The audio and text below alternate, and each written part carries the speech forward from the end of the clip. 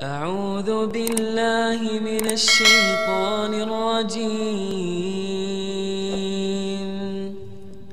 بسم الله الرحمن الرحيم.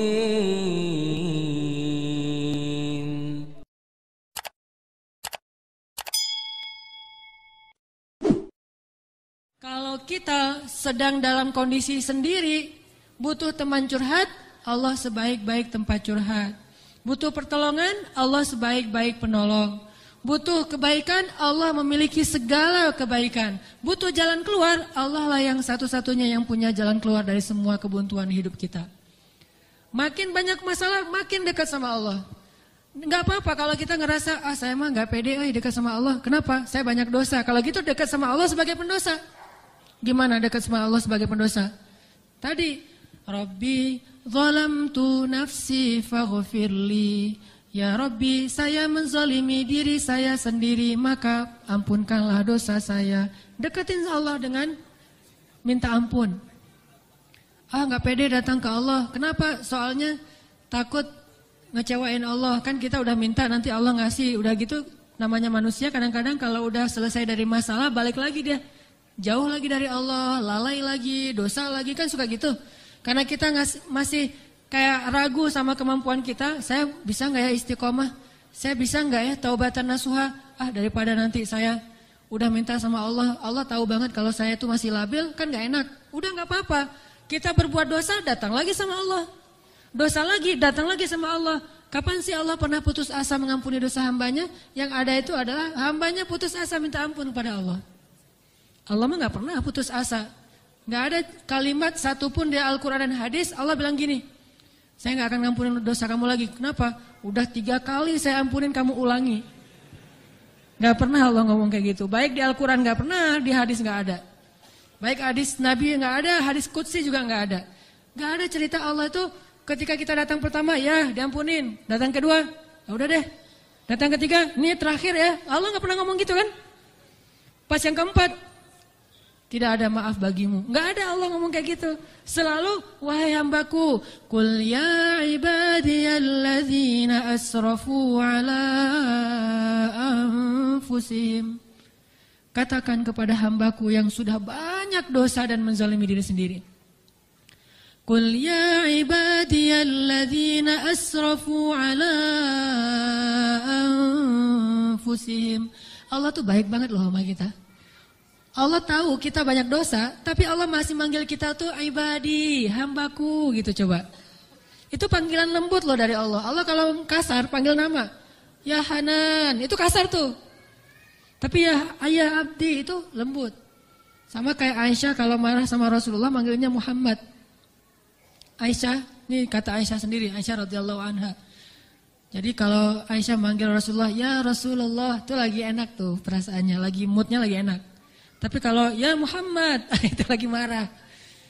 Tapi Rasul dipanggil Muhammad biasa-biasa aja ya. Kita mah kalau dipanggil nama, istri celaka nih, durhaka segala macam, keluar dalil. Nabi aja yang punya dalil nggak pernah ngeluarin, kita yang nggak punya dalil suka ngeluarin, kan aneh tuh. Hadis itu ucapan siapa? Ucapan Nabi kan? Ucapan saya apa ucapan Nabi? Lalu kenapa saya lebih sering mengeluarkan hadis itu daripada Nabi? Kan aneh tuh. Nabi aja yang ucapan beliau sendiri, hadis beliau sendiri, nggak pernah ngeluarin hadis-hadis tentang istri harus kayak gini untuk ngedidik istrinya supaya istrinya tunduk, nggak. Nabi mah ngeluarkan hadis itu kepada kaum muslimah dalam suasana yang nyaman. Tapi kalau lagi marah nggak mau pakai hadis, nggak mau pakai ayat. Kita kalau lagi marah ayat hadis keluar semua tuh. Jadi taklim kita itu bahan untuk marah gitu. Kalau lagi marah ntar saya keluarin nih ayat-ayat yang kemarin saya dengar di ta'lim. Allah tuh baik banget sama kita. Udah banyak dosa masih manggil abdi. Ibadi kalau yang banyak mah.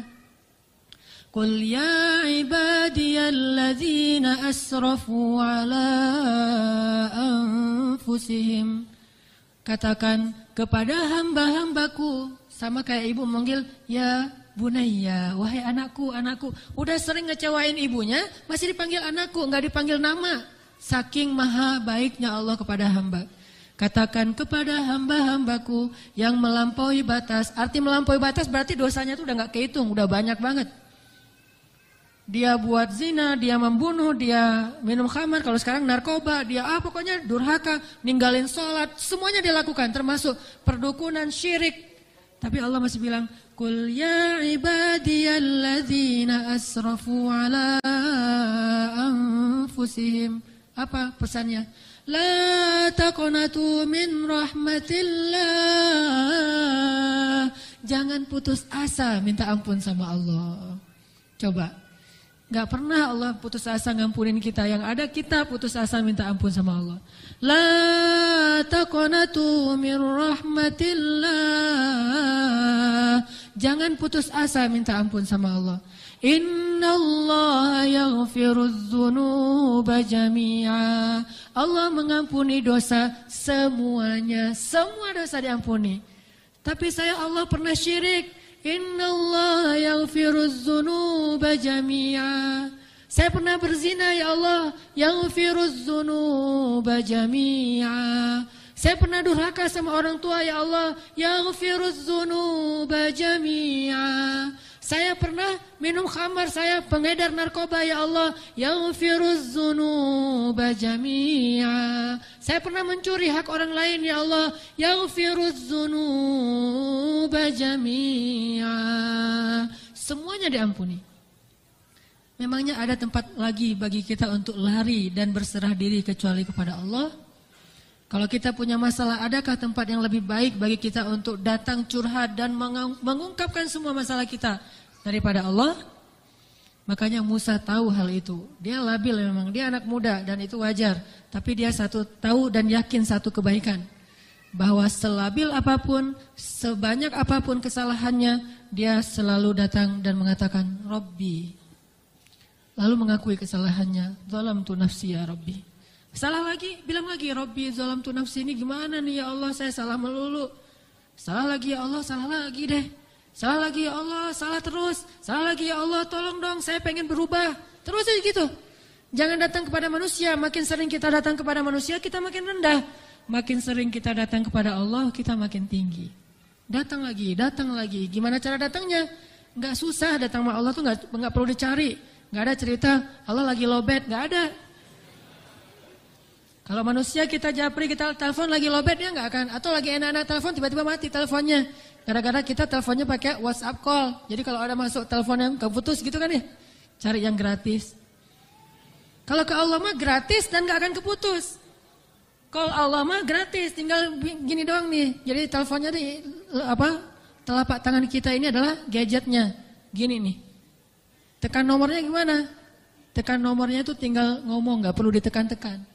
Ngomong aja, Rabbi. Udah langsung terhubung tuh. Kan cepat banget. Kayak ada telepon gitu ya. Nama istri saya Sarah. Sekarang dia ada di atas. Saya kayak misalnya saya mau nelpon istri saya. Terus saya nyalain handphone. Sarah. Halo. Dia manggil saya Albi. Albi itu artinya kekasihku. Albi gitu kan. Ada gak telepon kayak gitu? Bisa gak? Ada ya. Cuma jarang, saya juga gak bisa nih. Gak tahu cara nyetelnya. Jadi kalau mau nelpon istri kita, istriku, langsung calling gitu. Dan dia langsung ngangkat, gak lama-lama. Kita nunggu lama kok gak diangkat-angkat. Alasannya lagi, kenapa sih gak diangkat-angkat? Maaf tadi lagi di kamar mandi, misalkan suka gitu tuh. Allah mah gak ada cerita gituan. Miss call 10, yang ke-11 baru diangkat. Gak ada tuh. Allah mah gak ada miss call, gak ada disconnect, gak ada sinyal jelek, gak ada habis pulsa, gak ada kepotong sama call yang lebih berbayar mahal. Gak ada yang kayak gitu-gituan. Kalau Allah mah tinggal bilang, Rabbi, ya abdi, labbaik ya abdi, aku terima apa yang kamu butuhkan ya abdi, sebutin gitu. Allah tuh gitu, cuma kitanya gak mendengar dengan lisan, dengan telinga. Kita harus mendengar itu dengan hati kita. Kalau kita yakin, ana inda dhanni abdi bi, aku tergantung yakinnya hambaku, prasangka hambaku, gimana perasaan hambaku. Kalau kalian yakin aku mendengar dan mengijabah, aku pasti mendengar dan mengijabah. Kan gampang, Allah mah tergantung kita ya. Jadi jangan salahin Allah, Allah aja bilang tergantung kita. Kalau kita ngerasa doa kita gak diijabah, jangan salahin Allah, kok Allah gak ngijabah. Salahin diri kita, kenapa kita gak yakin Allah mengijabah. Yakin kok, kalau yakin ngapain dipertanyain. Kalau kita yakin jangan dipertanyakan. Karena Allah pasti. tidak akan ngecewain hamba yang datang kepadanya.